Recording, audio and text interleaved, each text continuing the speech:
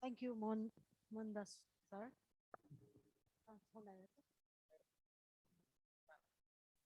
Thank you, Mondas, sir. Uh, Now, I would like to invite Vinod Prasad Shrestha, Deputy TL of PRERA, to present what findings from group.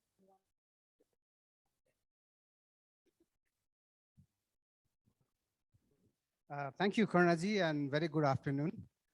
Actually, our group only constitute only 5 or 6 member, very small group, but we had a very good, lively discussion, and every member participated in that discussion. And thank you. I would like to thank you before I say a few express from on behalf of team. I would like to thank you all my team members providing their good inputs. Actually, as we know, in this e-cooking sector, there are different sector stakeholders at macro level and at micro level. So first we did a mapping of the stakeholder at macro level and micro level, because all the holders are implementing different activities at different level, and there are duplication of the activities going on. So that's why if you see from the government perspective, from government budget perspective also, the APC also implementing some of the e-cooking initiative activity, and our provincial government also get some conditional grant from the federal government. They are also implementing e-cooking in the province. And local government, they also trying, they haven't done in my information, my knowledge, but they're trying to promote the e-cooking also, because that's why from the government perspective also there are duplication of activity in the e-cooking. So we need to streamline those activity, the coordination, particularly coordination between the stakeholder, to streamline this activity to avoid duplication sort of things. That's why what we discuss in our team is first, we need to do a mapping of the stakeholder at different level, so that we'll have idea who are the stakeholders, just to coordinate based on their roles and responsibility at different level. That is one. And second thing, what we discuss about the establishing some sort of network or some sort of a platform, so that all the stakeholder, they do a multi-stakeholder dialogue regarding the sector that we are working, so that they exchange the knowledge, they exchange the information, so that just to avoid the duplication, what provincial government or what local government or what other NGOs are doing in the particular area. So that is the second thing that we have discussed. And we need to create some sort of knowledge management or a platform, so that whatever has been done as of today, just to collect that. And if somebody wants to do something, then he or she doesn't have to start from the scratch from the beginning, right? They can use that knowledge, information, whatever has been done so far. So just to exchange those information. So that is the one that could be in a business model, that could be in a subsidy mechanism, because at the moment, different approaches are there, different process are there, different agencies are different stakeholder implementing their program in different level based on their donors, right? So we need to streamline those things. That's why we need to have some sort of a platform or discussion point where we need to exchange those information based on that knowledge management, so that everybody will have the same level of information to implement that project. And we also discussed about the creating a synergy about the e-cooking implementing agencies and the electricity supply agencies, because NE is also implementing or advocating for e-cooking, and other stakeholders are implementing also this e-cooking. But there is a mismatch there, right? Because there is a main problem is the reliability of power supply, right? So to accommodate that, we need to do the supply, the power supply could be any mini grid or any standalone distributed energy system could be, right? If we want to implement any e-cooking program there, so it's better to coordinate with the partnership with those electricity supply or power supply agencies, so that that program will be effectively implemented from the power supply perspective. So that is also we discussed. And we also discussed about some of the uh, piloting some of the programs at the implementation level so that we can showcase that successful pilots to implement in other part of the country also. That also we discuss. And we also discuss about one agency who can regulate this, right?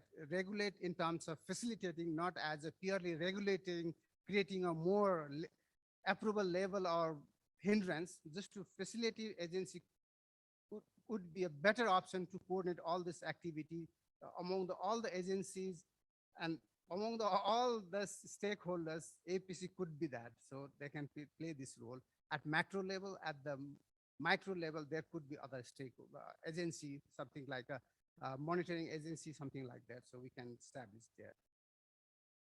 So, and regarding the awareness campaign or awareness to scale up to make it more effective, so we discuss about the social media could be one of the instrument that we can use to promote effectively this e-cooking, right? And there could be other talk show or any video we can prepare, or any exhibition or any demonstration, hard bazaar or bazaar of the e-cooking, just to demonstrate the different type of stoves for the to provide options for the users, right? Any local market or any social event, something like exhibition of that.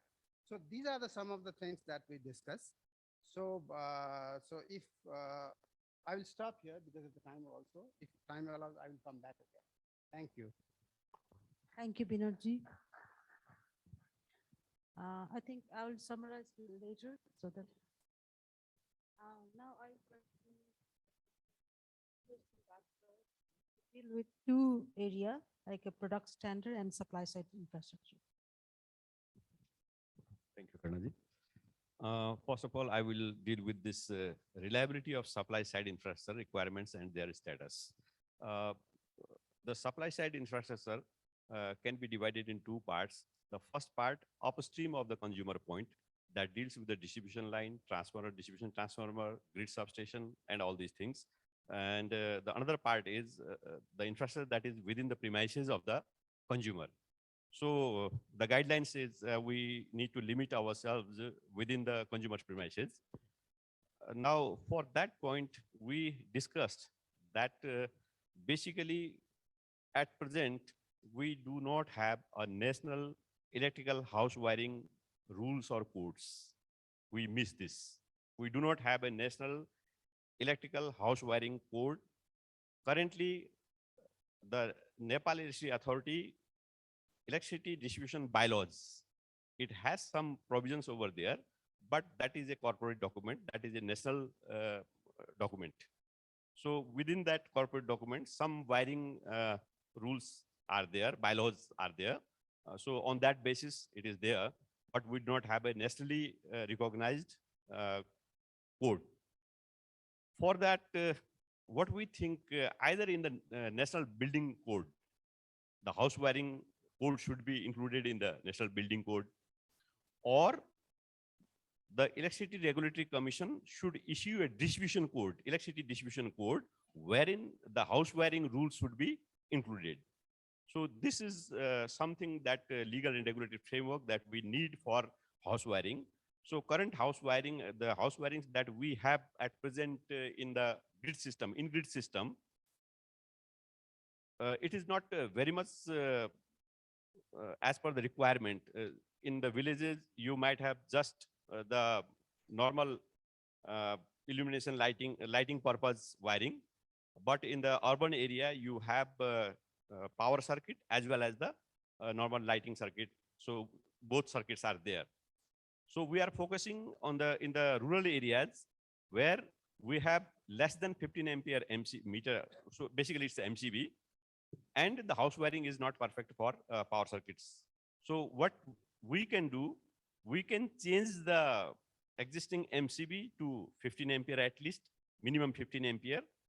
And then we can take a separate wiring from the MCB, meter MCB point to the kitchen, where you provide a socket, power socket.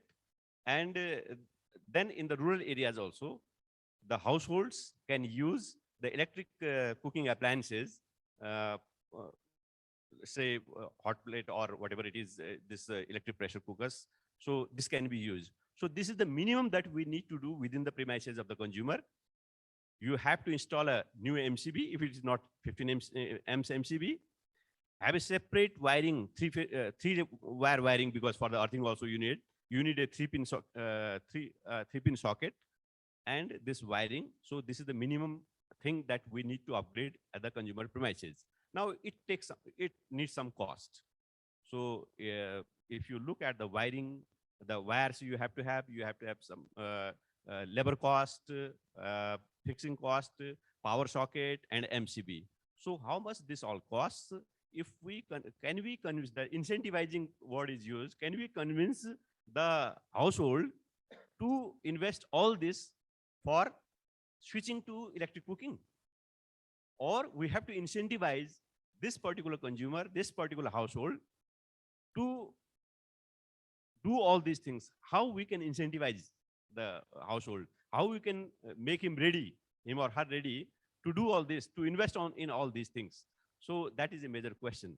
So it takes cost, because you need to pay for MCB, you need to pay for wires, you need to pay for power socket, all these costs. So now the incentivization, we discussed how we can incentivize. If the consumer is not ready to invest all these things at his or her own, then can we have a scheme to share the cost? The chairman of the Mahankal VDC, who in the first session we saw him, so he he has convinced all his people to use electric cooking in his village area. But all these things were done there also. And the total cost of rehabilitation of the house wiring in the whole village, it cost about 10 million rupees. So now, even if you are focusing on a particular VDC level, it is costing 10 million rupees. So how much the cost coming from the consumers directly, and how much is a contribution from outside? So if you can make some contribution from outside, maybe we can convince these people to switch to cooking, electric cooking. So that's one of the things. But this, we were talking about the in-grid consumers, where in-grid supply is there, grid supply is there. But in the off-grid case, how the off-grid case is different than the grid case is because in the off-grid case, the normal electricity rules and regulations are not applicable. Somebody has a small micro hydro plant, and there is some distribution system. This distribution system is not complying to normal national regulations. So how you are going to do? Otherwise, what we are discussing about the house wiring in the premises of the consumer, it is all the same. There is no difference. So the difference is only when you enforce the national codes, then maybe because of the national codes, the cost over at these places may be a little bit higher, because their wiring is not complying to normal NEA rules also. So now we have to incentivize these people also. So cost sharing will also, even there also, cost sharing will be one of the things that can convince them. Then what can we do to prevent the current electricity supply reliability issues, reducing the consumer confidence? Yes. As we have been hearing in the first session, the reliability of electricity is one of the major concern for switching to e-cooking.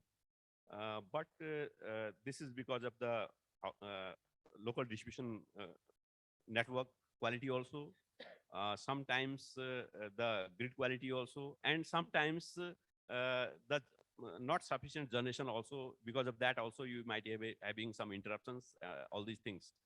So can we do something to build up the confidence of the consumers, so that they can switch to electric cooking, even if the system is like this? So we have to convince them, because things do not change overnight.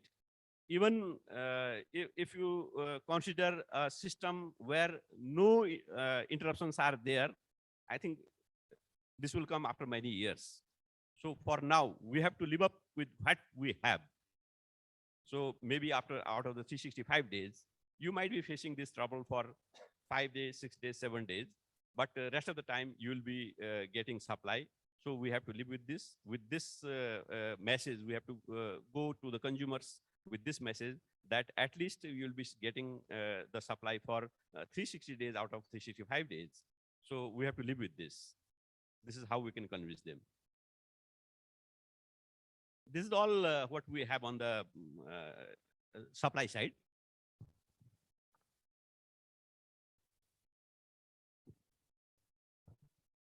Then on the product standard side, what can be done to encourage the better quality, durable and repairable e-cooking appliances into the Nepal market?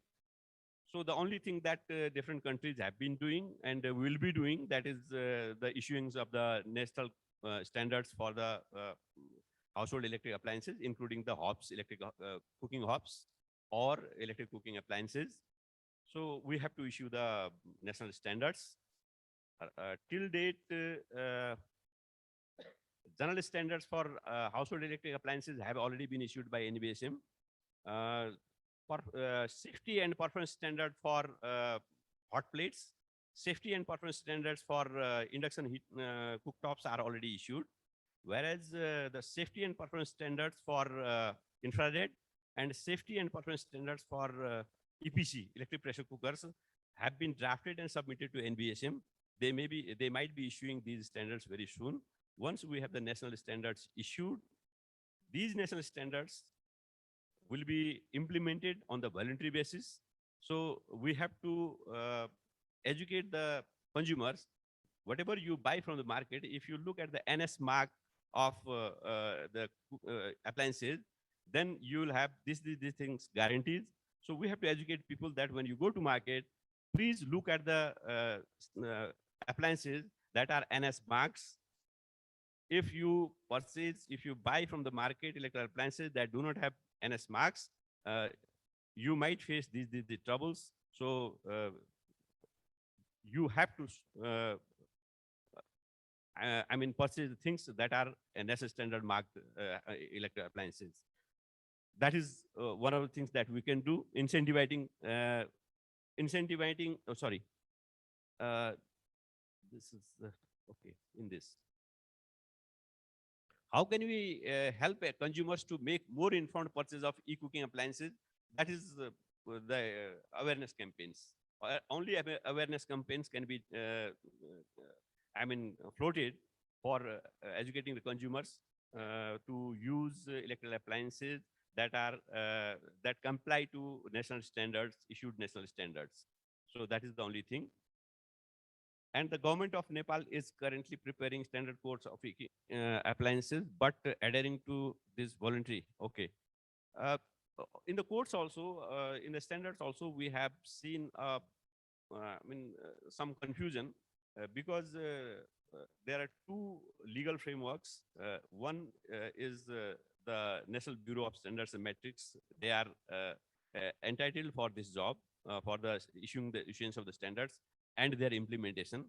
But at the same time, the line ministry for electricity, that is the Ministry of Energy, Water Resources and Irrigation, they are going forward with the energy efficiency law.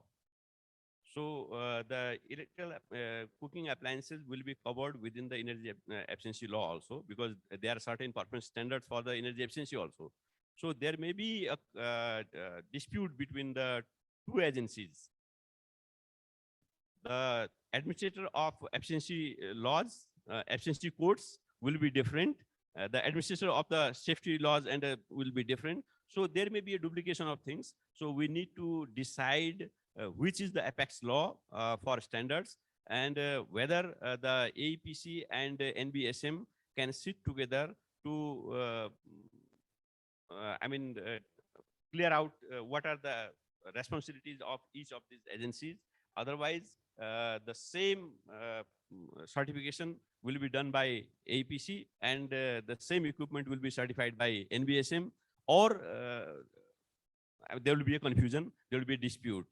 Because for issuing the standards, then you need to have these test labs. We do not have sufficient test labs also.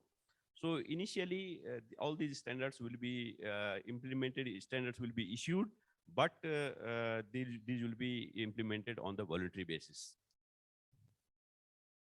Now the system of enforcement, non-compliance monitoring, and the punitive actions against the complaints, complaints handling, all these things. So who will be doing all these things is still a debate. I mean, NBSM will be taking up this, or AEPC will deal with this. So I think there is a need that there should be clear legal framework about implementation of the standards. Okay, issuance of the standards will be done by NBSM, but what part of this will be governed by AEPC, that needs to be very clear. So what we think, I mean, we discussed in our group, maybe for the electrical appliances, all the responsibility for issuing standards and their implementation be given to AEPC instead of NBSM. That could be a solution. So that is all with the standards. Thank you. Thank you, Bhatt, sir. I would like to request Dr. Indira Sake to represent the group 3, that is promoting e-cooking and reaching the last mile. Thank you, Kathmandu. And before I begin sharing the outcome of our discussions, I would like to thank all those who contributed to the discussions. And first of all, I'd like to say it was a wonderful experience since we had only one male and the 10 of us women there. It was really interesting because we got perspectives from both the genders as well as people working from different areas, since even the users were there. This was a real fruitful discussion that took place. Regarding this promoting e-cooking across the country, I would say e-cooking is such a technology that is trying to survive between two agendas. One is the social aspect, and the other is economic benefit. Those who speak and work for the social benefits, very few in number, that means the voice is low. Whereas those who are trying to approach it from an economic benefit, there are several, but their voice is even lower. Because the product is such, it is new, there are a few buyers. Where there are few buyers, the economic sector doesn't work. The social aspects, there is lots of hue and cry, but then that doesn't sell the product. So e-cooking technology has been, with any other stoves, clean cooking stoves for that matter, trying to fight a battlefield where there are several players. In this context, what we see is that there are several challenges. And here, since last couple of years, the government has been trying to promote these technologies from a market-based approach. However, the government hasn't totally been able to get rid of the subsidy. That is because of the type of economic level people that we have in the country. And our approach should be based upon what our consumers and our beneficiaries are. So it is difficult to say which approach works best. We should therefore adopt a contextual approach which will differ, and hence I would say we should approach a flexible mechanism where we have financing and where we have subsidy, a market-based approach as well as a subsidy approach. Now, this financing is such a thing that, of course, we have heard of the saying, necessity is the mother of innovation. However strong the mother is, father is the finance. And without finance, nothing is going to work. No matter how innovative, nobody is going to adopt it.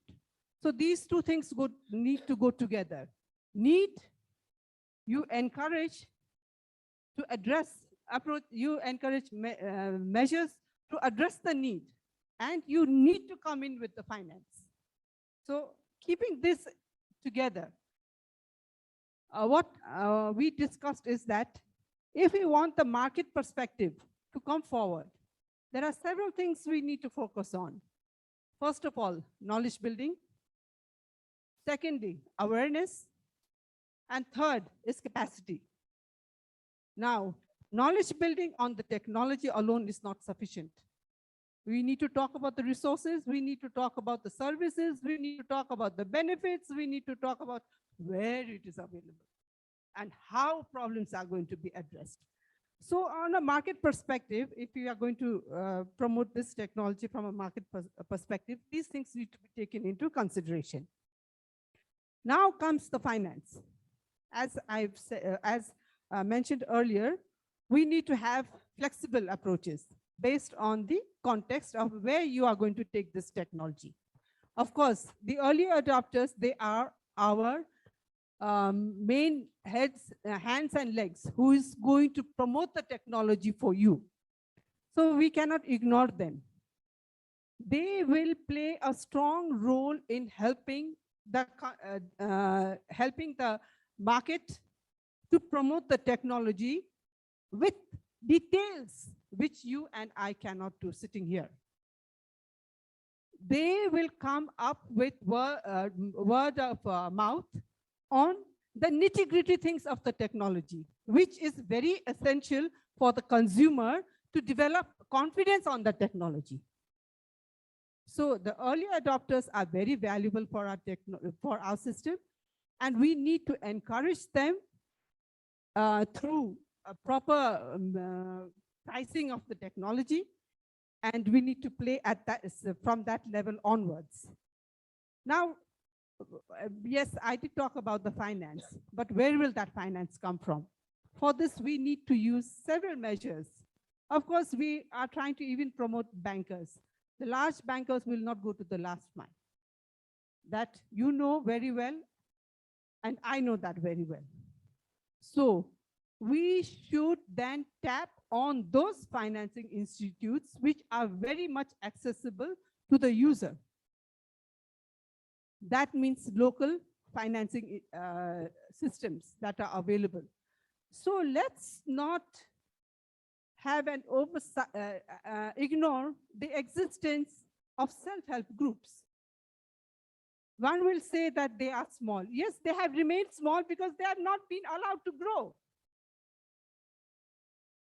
Within the programs, let's develop systems where we allow even these measures to grow along with you. And then they will help you market the products and then get rid of the subsidy. I wouldn't say subsidy should be eliminated from here. As I said earlier, let's not start with subsidy. Let's see how the market approach works. And at the end of the day, based on why others are not adopting, understanding the issues, then maybe we could come in with subsidy. Subsidy in cash is very harmful. It's slow poison. Let's build up smarter subsidy mechanisms where we are able to reduce the unnecessary cost of the product. Let's come in with measures to develop services. It's not the product that alone incurs the cost. Running costs. You are talking about an electric cooking system where you need to pay on a regular basis. In province 2, there are areas where people are earning 150 rupees per day. Their family member, number of family members is minimum is 7. How can you expect that person to have an electric cooking system and pay 2,000 rupees per month?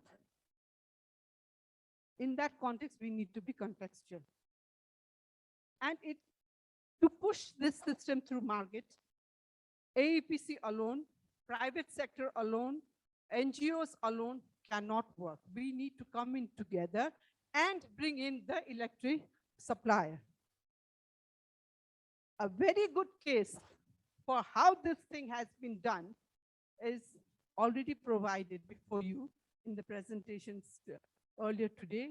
And in these sessions, I feel very sorry that we lack key representatives here. Besides the MECS promoted projects, if you had invited people who are already working on a market-based approach for cook stoves, then maybe there could have been something to fill in the gap that you could not address in your project. I mean, these things cannot be done in isolation. You need to invite private sector. You need to provide somebody from NEA. You need to bring in CSOs. You need to bring in bankers. But I see very little, because these are knowledge building opportunities, and these will help to push the market up for the product. And another thing is,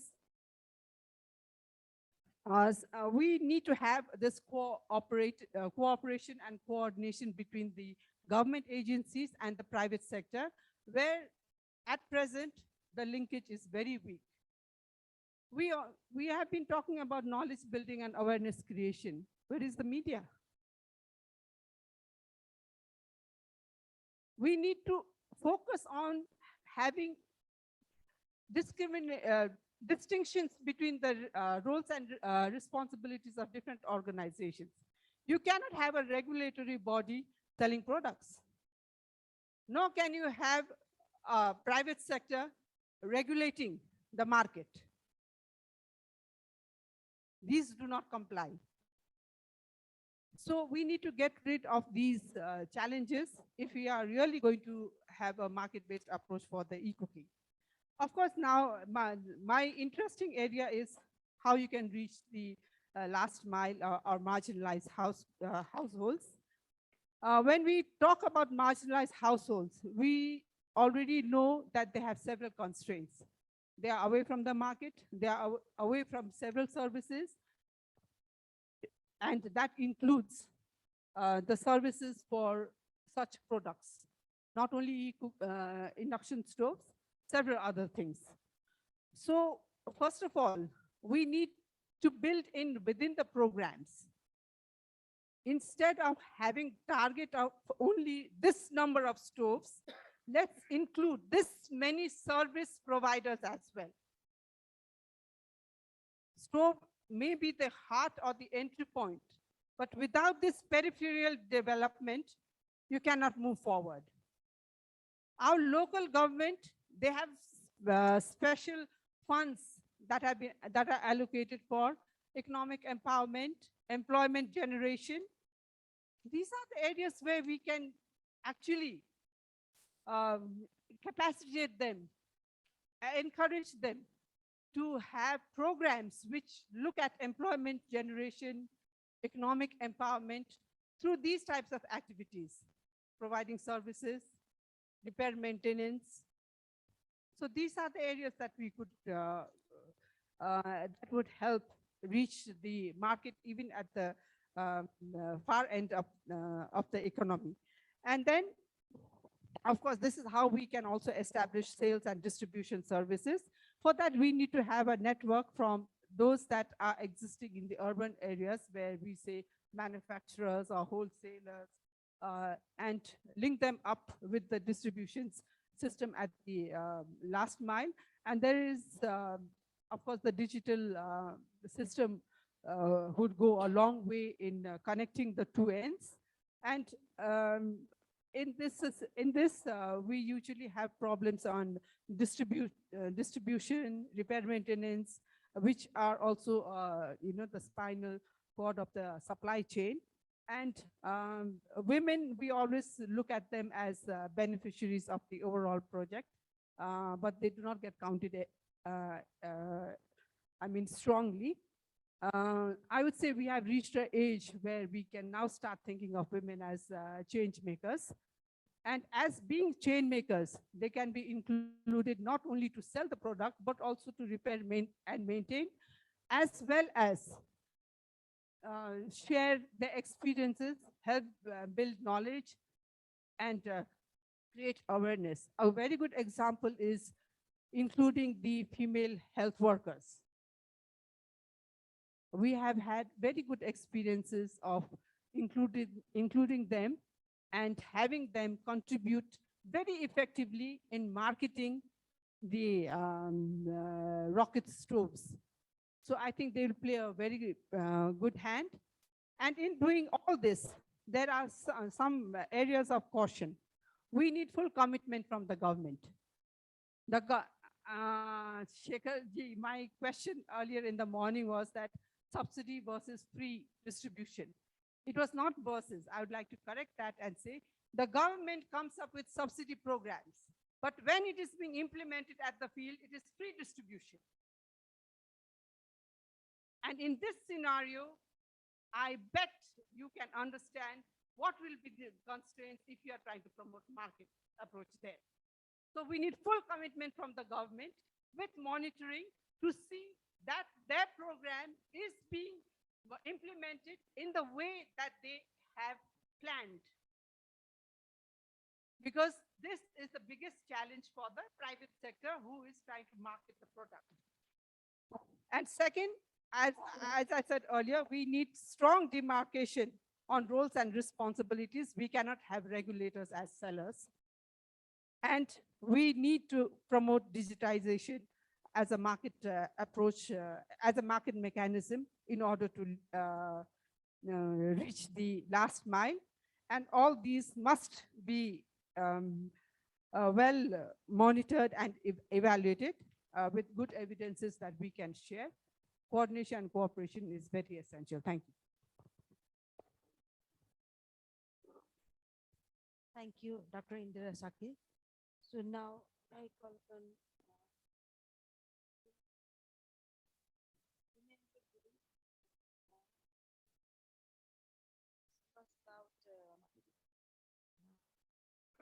after sales service.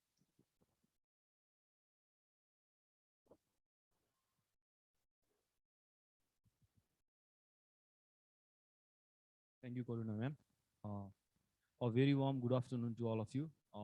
Hello all, this is Yemendra Grum. By profession, I am an electrical engineer, and today I am representing Prisma Electronics Company. I am the project manager of e-cooking services in Prisma Electronics Company. So basically, as mentioned by Karuna ma'am, I'm going to talk about after sales services, right? And basically, a panel was led by me, and the panel consists of Mr. Min sir, Min Bikram Malla from Practical Action, Shekhar sir from ABF, Sandeep sir from EPC, Subha ma'am from ONI, Mahesh sir from PIDA, and Mr. Zoe from University of Bristol. I would also like to thank them for expressing their views as well. So, as a matter of fact, after-sales service is an important portion of CRM, which means customer relationship management. And in that after-sales service, in today's theme, there is 3 segments, right? 3 segments, and the first one is about ensuring the after-sales services, right? How can we ensure that after-sales services is provided to each customers? The main theme of after-sales service is providing all the services, all the product-related services to each and every customer who buys the product from us, right? So collectively, we have managed to point out some of the points from our panel. The first one is we need strong local supply chain, right? Strong local supply chain in the sense that it can help to provide the warranty services, right? Warranty services means repairing and maintenance will be provided free of cost, right? And in electrical items, we have also faced that there will be defective items which must be returned and replaced immediately. And for that purpose, we need a strong localized supply chain. And another one is we need the support of development sector and local supply chain in ensuring the user training, right? I will move in this regard in the second segment as well. The user training is, I will elaborate more in this segment, in another segment in the later part. And another one is we can develop a website and an app, which will consist of a list of frequently asked questions, right? Basically, there are things like which normal people which common people will not understand. Basically, there are two type of induction, right? Induction, two type of e-cooking system. There are induction and infrared, right? There are many differences between induction and infrared. We can list out frequently asked question and help the help the consumer to better understand the e-cooking systems, right? And we can develop app and website which will encompass of different kind of technical specs and tutorial videos which will help them in using the induction and other e-cooking systems and online support system. And we can also develop the online support system which will help them to chat and report their feedbacks and complaints in that chat. Now I would like to move in the second segment, which is about the vocational training, right? In this part, development sector will play a very vital role, right? We have segregated the vocational training into different portions, uh, three to be exact.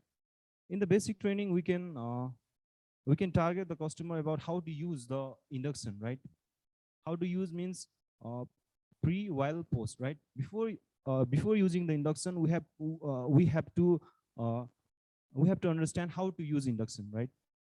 There are certain, and while using the induction, there are certain errors, different type of error, E0 to E9, which need to be understood by the customer for using it properly, right? And the another one is past. After using for the longevity of the induction and other e-cooking systems, it must be turned off in a proper way so that its life will be reliable as well, right? Its longevity will be strengthened and it will last long, right? And second one is the advanced training.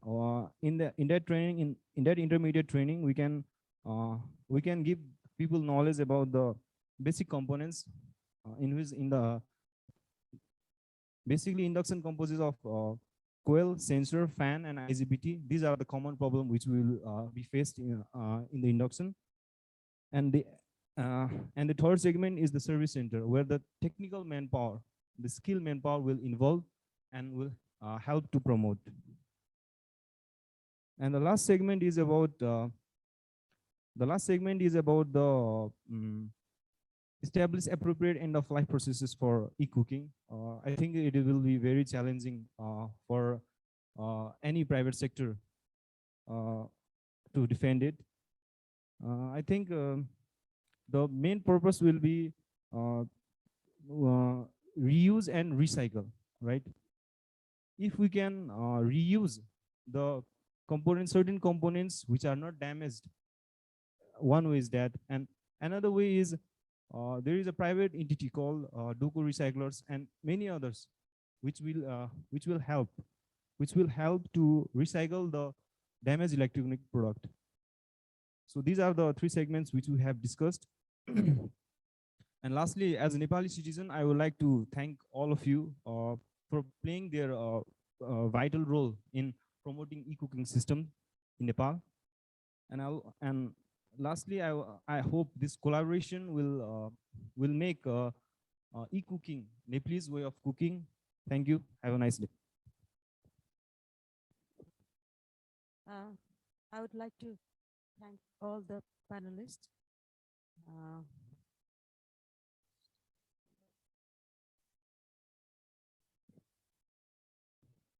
So actually all the panelists has like brought up many things which is very essential for successful electric cooking in Nepal. So, but I would like to highlight briefly what all panelists have said, which is more important in days to come. So, from the coordination side of view, like Binodji had mentioned, many players doing like even like a government institution, AEPC also implementing, NGOs, local government. So though everybody has done so much good job, but it's the coordination and the knowledge sharing is very important. So knowledge sharing is one of the platform that we can learn each other and not to repeat the mistakes.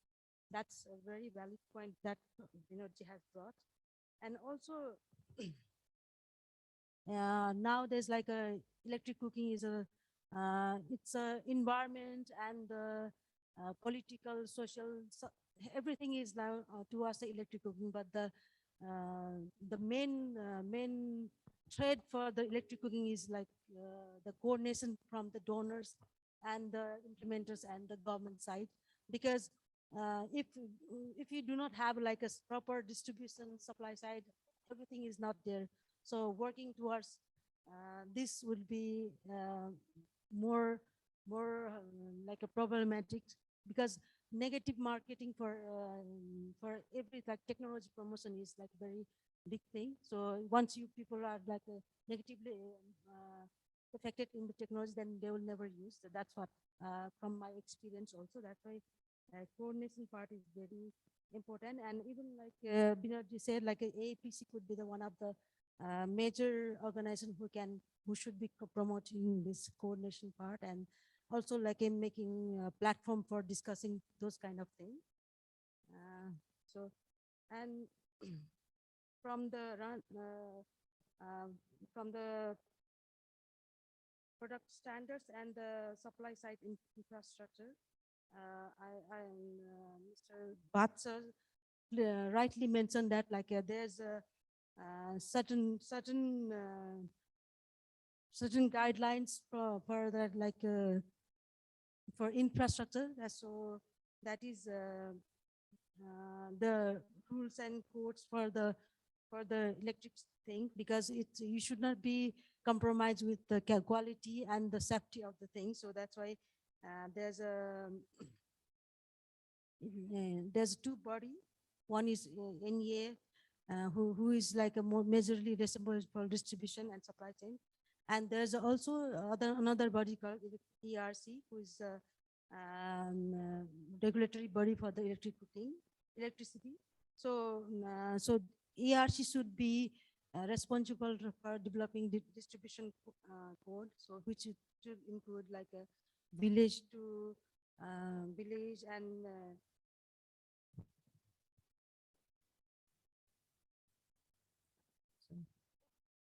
yeah, village and operation system.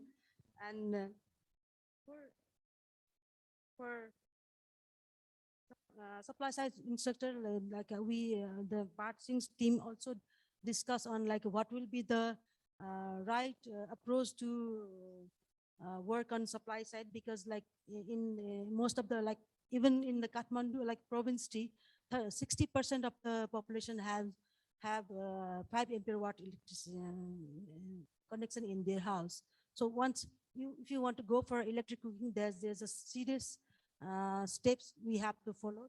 That is like a immediately change in MCB into 15 ampere watts, and even like a dedicated electric like wire for the cooking, that is must. And even like a cost associated with this, because nobody will be like willing to change immediately where there's an investment for like a electric cooking, like a buying utensils, even like everything. So there should be voluntary or voluntary from the local government and the national level. That is also discussed. So for off-grid case, like normal rules are there. So for off-grid side, like they can even do their own, but regulations should be there. And supply reliability is like Bhat Singh sir said that the supply reliability is what is it is, but we should be always looking forward, like it will be improved, because nation is going towards electricity independence. So we should not be stopping, but we should be starting. But we will learn and we'll be doing good. So we should be assuring that like you will get electricity supply 360 days out of 365 days. That's kind of a motivation should be there. That's what Partha said. And regarding product standard, like the government has already have standard with general safety and hot plates and induction. And now there is a ongoing process for infrared and EPC standards is there. So soon that is also government will be approve the standards. But although these standards are the voluntary in a nature, so it is the government who can reinforce mandatory standards, but there should be equally um, available for testing facility, and the resource and the knowledge should be there. So that's why government is now it is in the voluntary stage. So that's thing are discussed. So product standards, like we do have standards, but the ultimate is like we can encourage users to look for NS standard and go for the quality products, that so that they shouldn't go for like a cheaper product, but the upfront cost could be expensive, but with the quality service. That's what discussed by our panelists. And regarding Dr. Indra Sake's statement, like Dr. Sake said, like many things, which is very pertinent, because there's a two side, like a social part and the technical part and financial part. So subsidies are very good, but it should not be start with the subsidy, because early adopters, she mentioned, like there is a very importance of tapping early adopters who can take this product as a next level, to even like they can talk about this product and they can convince other peoples. So her request to the like sector, especially government, there should be a subsidy, but count on those people who cannot do who cannot pay upfront cost or this kind of thing, so that it shouldn't distort the market. That's Dr. Indira said. And other aspect, the social aspect that Dr. Indira brought is the knowledge for using this is like a user information, this kind of thing. So I recall my my experience on doing clean cooking in past 10 years ago, when we had a this mud brick stove promotion. So we had a one program called user interaction. So that is very much helpful, because when we count in the stove, like in this village, like this 1,000 household has adopted in mud brick stove. But when we go physically, there's unuse of the stoves. So, and they say so it's like simple problem. This like smoke doesn't go. There's a rat and this thing. So when we started this user interaction program, so the users, like it's very costly and it's time consuming, but the users come with different issues. The one issue is the different from another issue, but in the same platform they solve each other's problem. So that is like for e-cooking also, like today's whole program, like different issues are there, but the user interaction and users training is very important. So most of the time, like the government and donors, they go for training and the capacity building and those things, like the after this intervention, the problem solving is not there. So this is the important part that Dr. Indira brought. And finally, from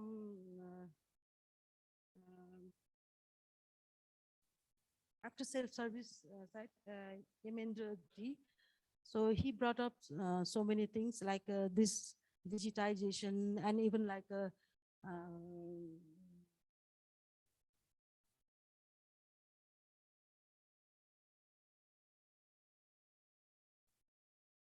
digitization of like a platform for exchanging FAQs,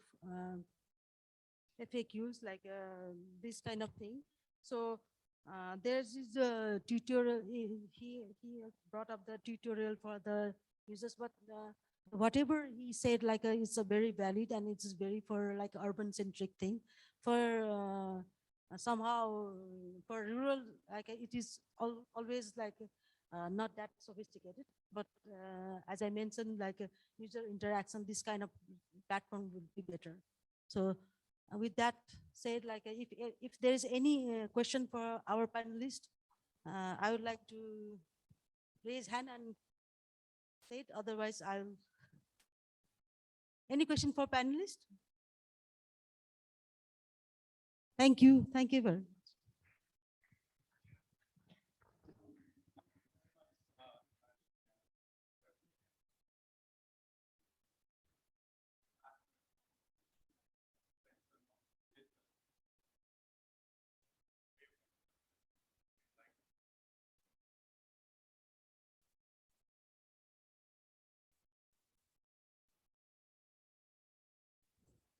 All right. I'd like to request Richard to come here and present the way forward from here. Thank you.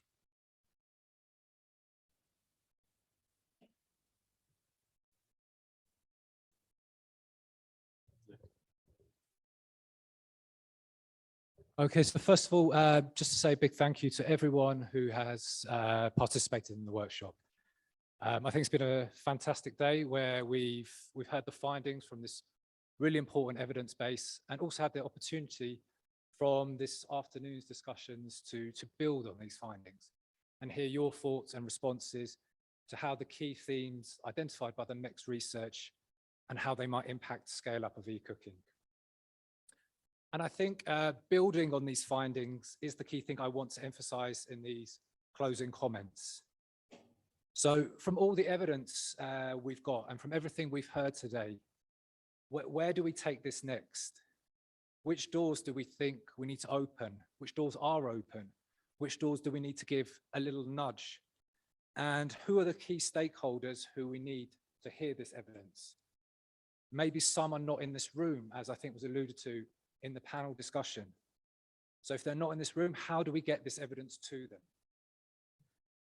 And as the MECS link researcher for Nepal, I'd just like to say a little bit about my role and how it relates to this idea of building on this evidence base and working together to identify the opportunities and gaps and maintain momentum.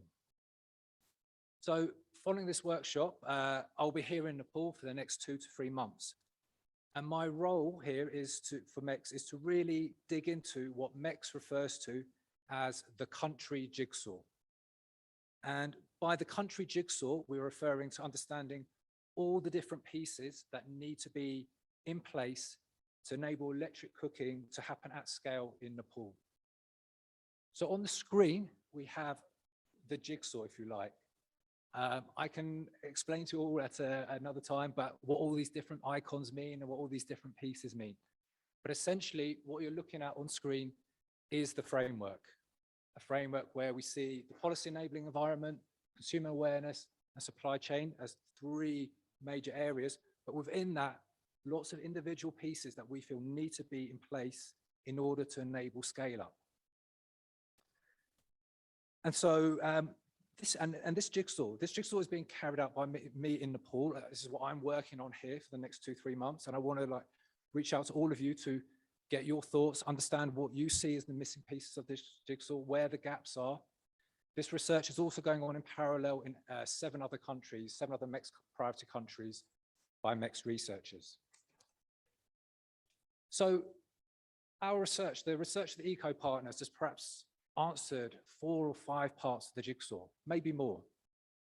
The work of others in this room has answered other parts of the jigsaw. But what we need to do, and what I would like to see as a collective us do, is fill in the rest of the jigsaw. And that's going to be my responsibility to try and work with you all to do that. So how do we complete it and what are the opportunities? We want to identify who's doing these pieces of jigsaw. So linking a bit to what we were talking about in the group that I was in about coordination. Who's doing some of these jigsaw pieces already? Who isn't, and who might be best placed to do the pieces that aren't already being done? And how do we coordinate, collaborate, and avoid duplication? And so what I'd like to do in 3 months' time is come back and present to you all the jigsaw, how I see it from my conversations, my interactions with all of you, from your inputs. And I'm really excited about doing this because I think by filling in these gaps, I think that as a team, I mean, all of us here, it gives a really good idea about exactly what those opportunities are, which ideas we pitch to funders to enable us to move to the next step. And in a way, like just the conversations we've heard today amongst the panelists have already identified new pieces of the jigsaw. So we've been talking about platforms for coordination, platforms for repair and maintenance with frequently asked questions. So these are maybe new pieces of the jigsaw that we need to keep updating.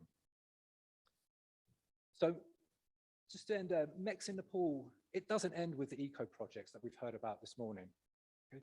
Nepal is a flagship country for MECS, and what we like to do, and to do this together as a collective, is work together as a collective. We are sold on the idea of electric cooking. But who else do we need to reach out to? Who do we need to speak to? Who do we need to convince? And how do we convince them?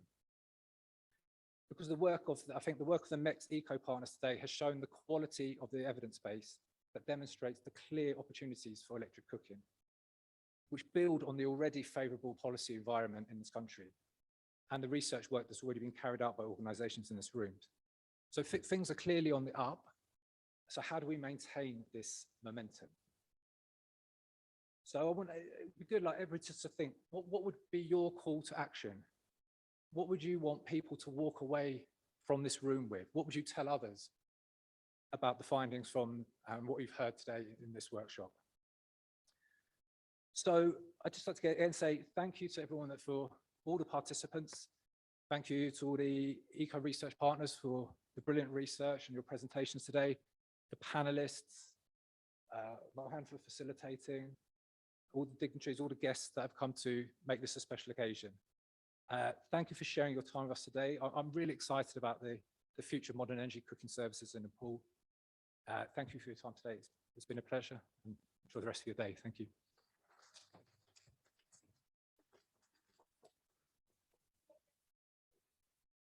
Go ahead, go ahead.